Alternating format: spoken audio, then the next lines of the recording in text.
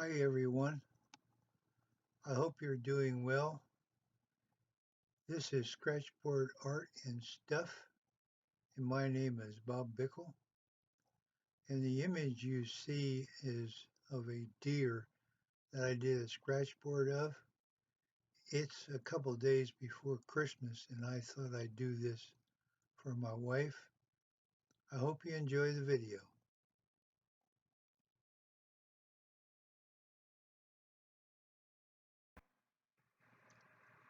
One thing you may notice me doing is doing a bunch of scratching, and it doesn't appear like there's anything there, but all I'm doing is laying down a value. Uh, it it gives me a background value that I can add the fur to, and it saves me a lot of time by initially putting in a lighter value and then coming back and putting the fur on top of it. Now all of this is more or less straight hatch and cross hatch. When I didn't have any definite texture involved, such as the fur, then I did a cross hatch because you didn't need to see the structure of the fur. All you needed to do was see a certain value. That value did not have to make sense. It just was a value.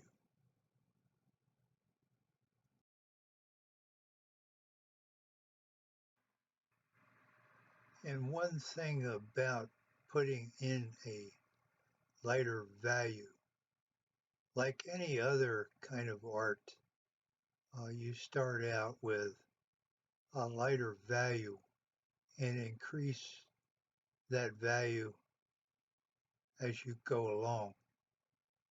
Uh, in oil painting, when you do your initial blocking in, you're doing putting down some value, which is a background value, and you working forward towards the top value. Now,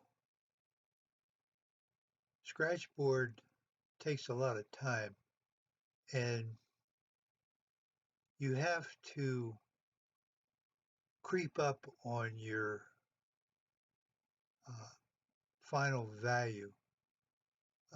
You can't just rush in and put your final value on. You got to take your time and creep up on the value you need. Um, Scratchboard is about taking your time. Uh, when you lose interest in a certain area, you can go on and tackle another area. And later on in this video, you'll see me doing the nose of this deer, and it's a highlighted area because of the sun. And that's a very light area, and I did a cross hatch of that light area, and I slowly snuck up to the value I finally wanted. The same with the sunspot in the eyes. I initially started with a lighter value and built it up until, lo and behold, I got the value I needed. So take your time.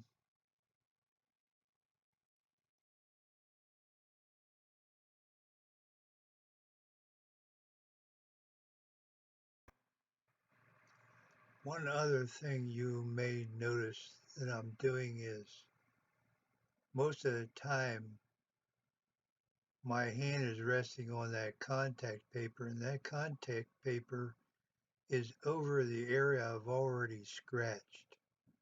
Now what I'm trying to do is, if there's any shavings under that contact paper, I'm not rubbing them in to an area I want to stay black. So whenever possible, I work over top of the area I've already scratched. That way I'm protecting my black areas. When you do this scratching, you want to stay away from those black areas as much as possible. So as a right-hander, I work towards the bottom right, towards the upper left. And that gives me the ability to put my hand over the area I've already scratched, and I'm keeping my black areas black.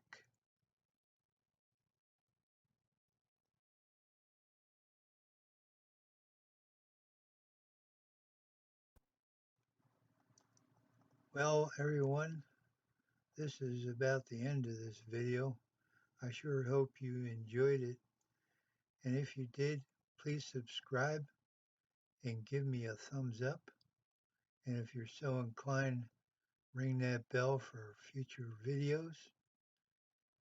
And I hope you have a Merry Christmas and a Happy New Year. And until I see you again, take care. Bye now.